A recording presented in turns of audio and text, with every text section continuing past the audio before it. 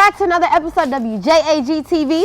This week we'll stomp and shake with the cheerleaders, throw away our vapes with Oliver Nessel, learn more about Kekla Magoon, the award-winning author, and we'll learn how to do an acid drop with Pace Barkdahl. I'm Aaliyah now. And I'm Keke Raiford. And this is WJAG-TV with your weekly school news.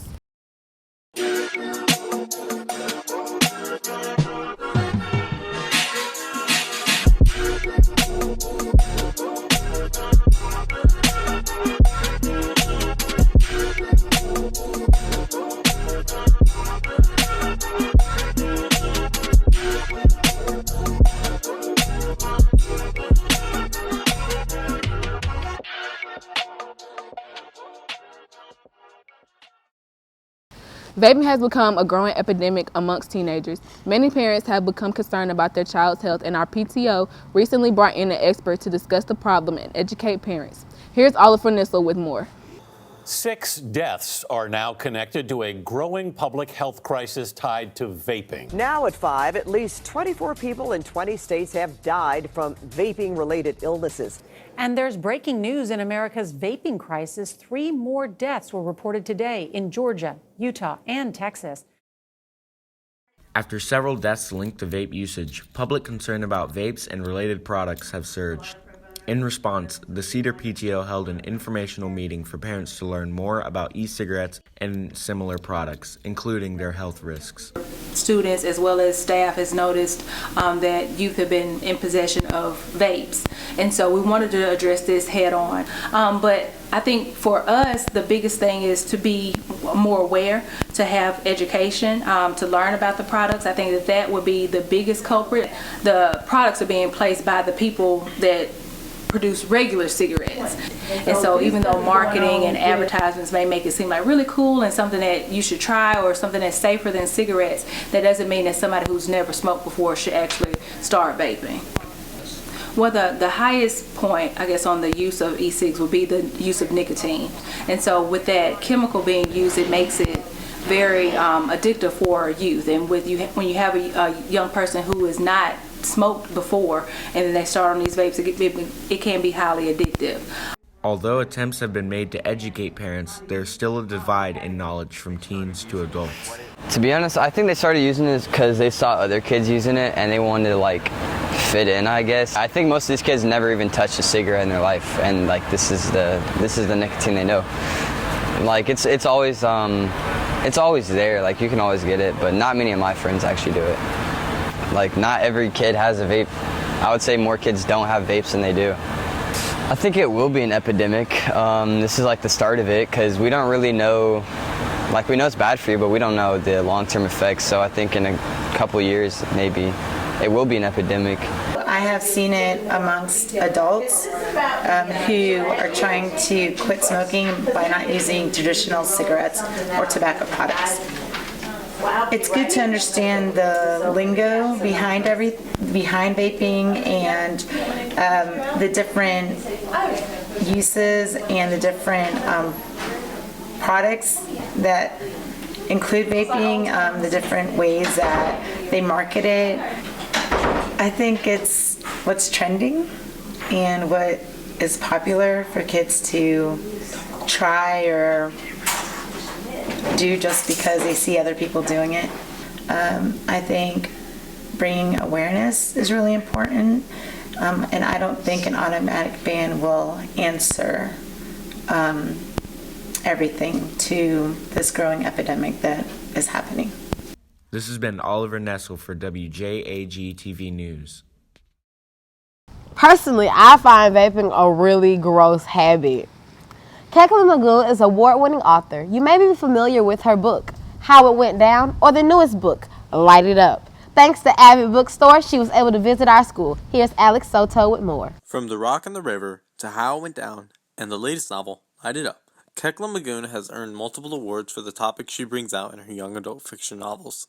Thanks to a partnership with Avid Bookshop, Cedar was able to host the author. We're always looking for books that are books that students are interested in. And this book was one that 11th grade was looking at because at the start of the school year, they really start moving into social justice. And a lot of her books deal with a lot of injustice, but then also very modern issues with policing and race. So the event with Kekla Magoon actually came about because Avid Bookshop reached out to us. What ended up happening is we said, hey, do you have any other events coming on later on? And they said, actually, we have Kekla Magoon. And we went, oh my gosh, we used one of her books for summer reading. Please sign us up for that. So, so the entire 9th grade class read How It Went Down, or, they were given the opportunity to read it. But we saw a huge uptick in Light It Up. Well, we ended up having copies that were checked out like as soon as kids were coming back in from the presentation. They were like, okay, do you have that book? We're like, well, yes, here we go. Although becoming a published author right after high school, Magoon still encounters the same challenges high school writers face. The Brook and the River was my very first novel that I ever published, and so it's really special to me because it was the novel that sort of broke into publishing for me, because I had written several novels before that never made it to publication. So that one has a special feeling to it, and How It Went Down, which was a companion to Light It Up, which is my most recent book. How It Went Down was a new type of story with all of the 18 viewpoints, and so it really kind of was groundbreaking in a particular way. When I did X, I was asked to write that book with Aaliyah Shabazz, who's Malcolm X's daughter, and that felt really special to me because she was able to recognize something in my work. So I really enjoy writing historical fiction, and so writing the novel X was very much a historical fiction piece, but it also, in many ways for me, was a lot easier than some of my other historical fiction because it was based on somebody who really lived. So the character already existed, and a lot of the story situations already existed. And so when all of that was sort of handed to me, right? I had a character, I had situations, I had action, I had emotions, I had everything. It was so much easier to write that book than it was to write any of my other books because it was like a lot of the work had already been done, and Aaliyah had done a lot of that work. And so I felt like I gained a respect for the work that I normally do of creating story. Even though she has published multiple books, Magoon still seeks improvement as she continues to write. I love to meet fellow writers, and so I'm always excited to talk with people who want to tell stories and enjoy telling stories. My biggest piece of advice is just to keep writing. I know that's sort of the most basic advice, but it's the thing that we sort of fall down on most often as writers. We stop writing, or we think that our words don't matter, or we can't write enough. And it's really a big deal to put any kind of words on paper. Anything that you do to write is part of that process. I think all books are important because it gives us an opportunity to express ourselves as writers. It gives readers an opportunity to gain empathy for people who are having a different experience.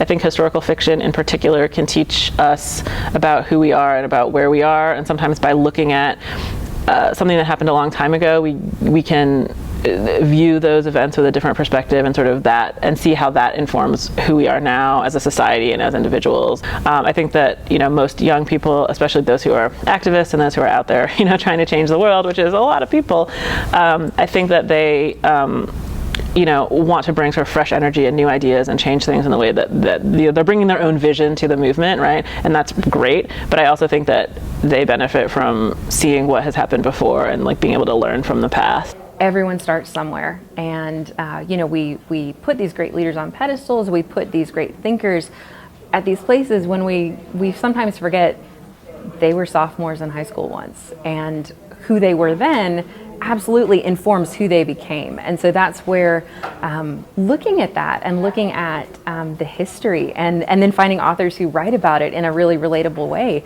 it's super important. It is definitely a highlighting of this is where we came from and this is who they became, and then we can carry that further on. For WJAG-TV, this has been Alex Soto. Sounds like I know what book I'm reading next. Now to sports.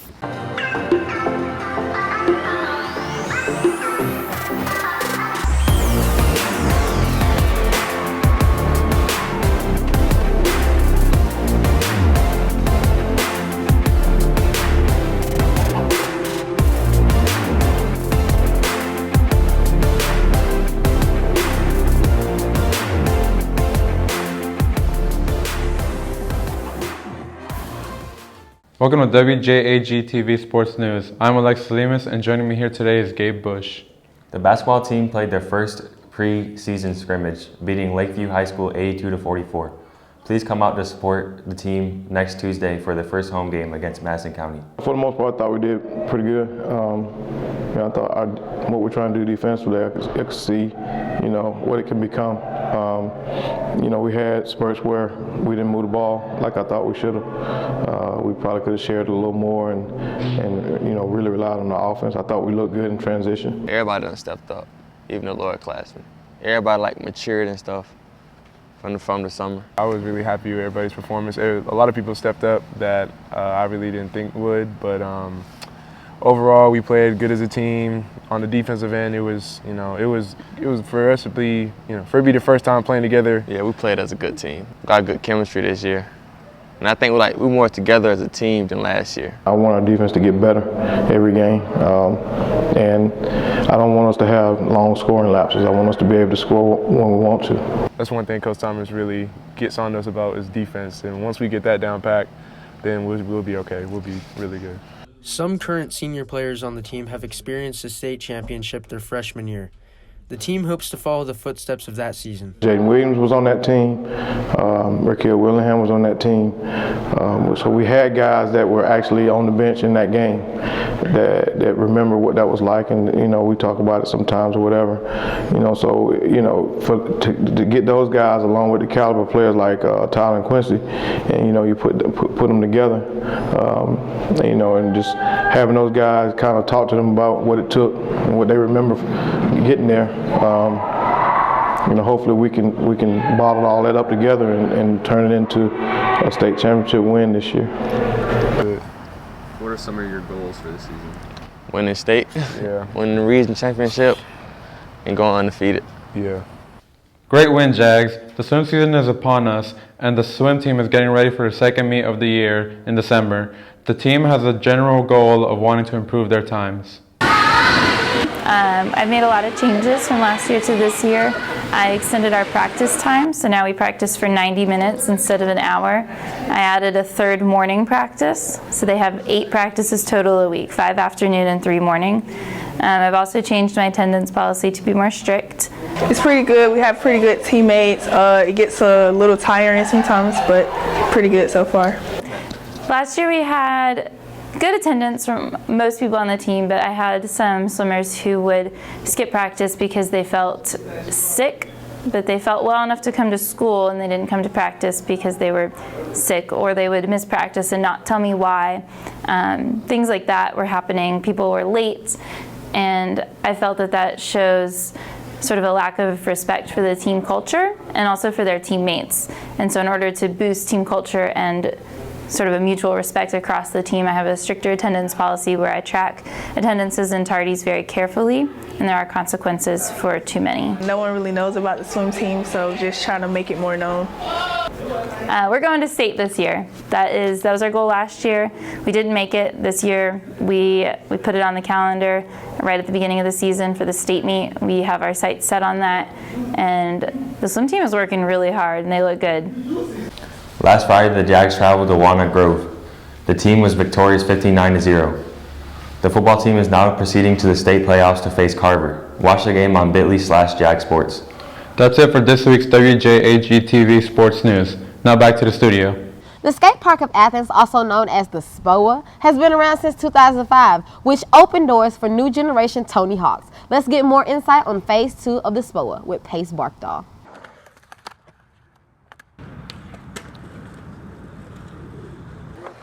The Skatepark of Athens has been open for over 15 years and is considered home to many skaters in Athens. Well, my dad skated, he grew up in the 80s and stuff. He skated with all of his buddies, so I just followed along with him. Well, it's the only skate park in town, so it's the only place I can skate.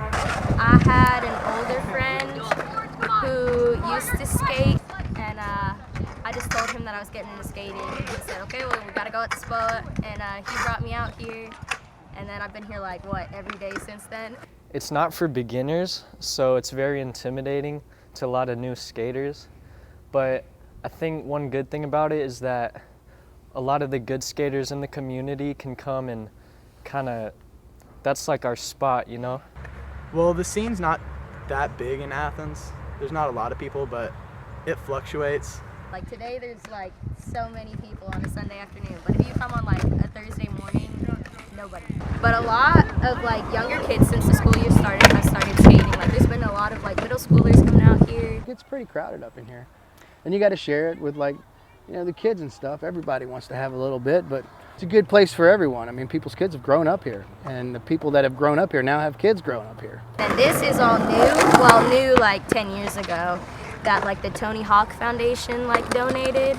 You've seen a few originals out here, but most people just don't feel like skating after it's like you get to a certain age, it hurts your body, you fall. Wheels rolling on gravel and sliding boards aren't the only thing you'll hear at the skate park. Talks of a second edition have been discussed for over 5 years now. Over there is where phase 2 is like supposed to go. There's not really any area to just get started if you're a beginner, so I think to welcome beginners into the new community, phase 2 would be a great idea. Just flat ground street stuff as opposed to phase 1, which is just a bunch of bowls and stuff. Flat ground, rails for grinding, stairs, banks. It just gives people another area to be in. There's been a lot of money raised by a lot of kids, probably now in their 20s, getting close to it, playing shows, doing benefits. There's been silent auctions, stuff like that to raise money, but it's just hard to get it out of the city.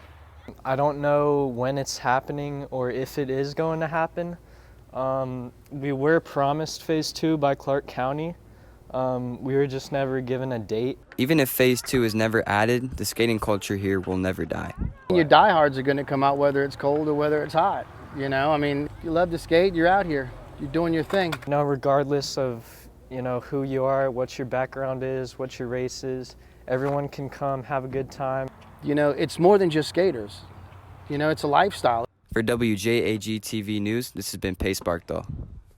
It's astonishing to see how many kids actually take advantage of the SPOA and the progressions and new renovations that are taking place as well. I wish the SPOA good luck on phase 2. Stomp and shake cheerleading is a flamboyant style of cheering and demands attention through their rhythm, style, and aggressiveness. Here's TK Mumford with more. Take a look. Stomp and shake cheerleading is a form of cheerleading that was started on the East Coast and originated in HBCU schools. Stomp and shake implements shakes and dynamic stomps along with traditional call and response. We did not do stomp and shake cheerleading back in my era. Started coaching stomp and shake cheerleading, my first coaching experience back in 2003. And the school that I went to was doing Stomp and Shake. Was my first teaching job. And so I was familiar with the style of cheer because Stomp and Shake has its origin in HBCUs. It came out of Virginia and North Carolina. So I was familiar with the cheer style, but I was not familiar with coaching it. I like because it is culturally rich. It has a staccato sound, which is a little bit different from traditional cheer. It's super different. When I was in high school, I would coach like middle school and elementary schoolers cheerleading, and it was really easy because I could just easily show them the cheers and teach them the motions. And with this, it's more student-led. I like it because of the rhythm.